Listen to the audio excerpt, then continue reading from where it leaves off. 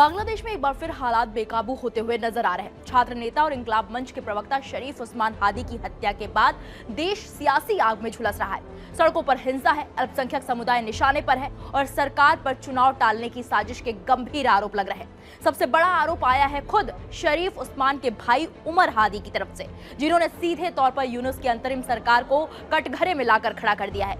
उमर हादी का दावा है कि यह हत्या कोई आम वारदात नहीं बल्कि फरवरी में होने वाले आम चुनाव को टालने की राजनीतिक साजिश है। इस खुलासे के बाद पूरे बांग्लादेश में हड़कंप मचा हुआ है।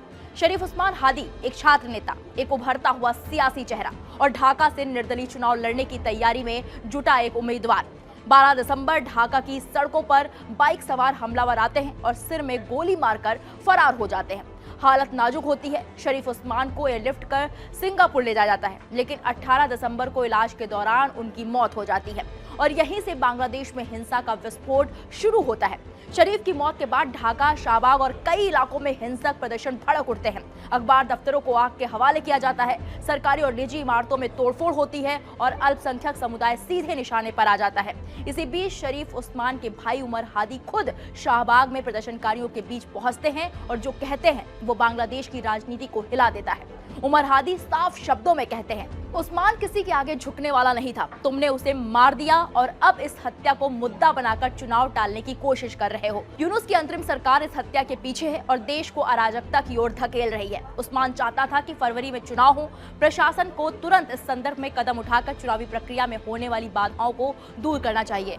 हत्यारोपी के खिलाफ जल्द से जल्द कार्रवाई होनी चाहिए जिससे चुनाव प्रभावित न हो सके, लेकिन सरकार की तरफ से अभी तक कोई कदम नहीं उठाया गया है। अगर उस्मान हादी को न्याय नहीं मिला तो आपको भी एक दिन बांग्लादेश छोड़कर भागने के लिए मजबूर होना पड़ेगा। बांग्लादेश में 12 फरवरी को आम चुनाव होने वाले हैं और ठीक चुनाव से पहले एक बड़े छात्र नेता की हत्या, देश भर में हिंसा और सरकार की चुप्पी, इन तीनों ने चुनाव पर सवाल खड़े कर दिए हैं। उमर हादी ने पूर्व प्रधानमंत्री शेख हसीना पर भी हमला बोला। उन्होंने कहा, अगर हत्यारों पर तुरंत कार्रवाई नहीं हुई तो जो आज सत्ता में बैठे हैं उन्हें भी एक दिन बांग्लादेश छोड़कर भागना पड़ेगा। ये जो बांग्लादेश छोड़कर भागना पड़ेगा शब्द उमर ने इस्तेमाल किया है, वो शेख हसीना के लिए ही वो बोल रहे हैं।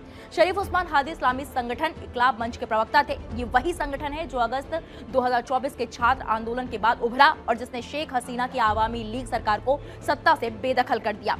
इंकलाब मंच ने आवामी लीग को आतंकी संगठन करार दिया, युवाओं की सुरक्षा को मुद्दा बनाया और मई 2025 में आवामी लीग को भंग कराने में अहम भूमिका निभाई। अब शरीफ उस्मान की हत्या के खुलासे के बाद पूरे बांग्लादेश में हड़कंप मचा हुआ है। सड़कों पर डर है, राजनीति में उबाल है और सवाल यही है, क्या ये हत्या सच में चुनाव रोकने की साजिश है या फिर बांग्लादेश एक और बड़े राजनीतिक संकट की ओर बढ़ रहा है। फिलहाल बांग्लादेश सुलग रहा है और पूरी दुनिया की नजर 12 फरवरी के चुनाव और यूनुस सरकार के अगले कदम पर टिकी है। देखना होगा न्याय मिलता है या फिर सियासत एक और जान ले लेती है। इस पूरे मामले पर आपकी क्या राय है, हमें कमेंट बॉक्स में जाकर जरूर बताइए।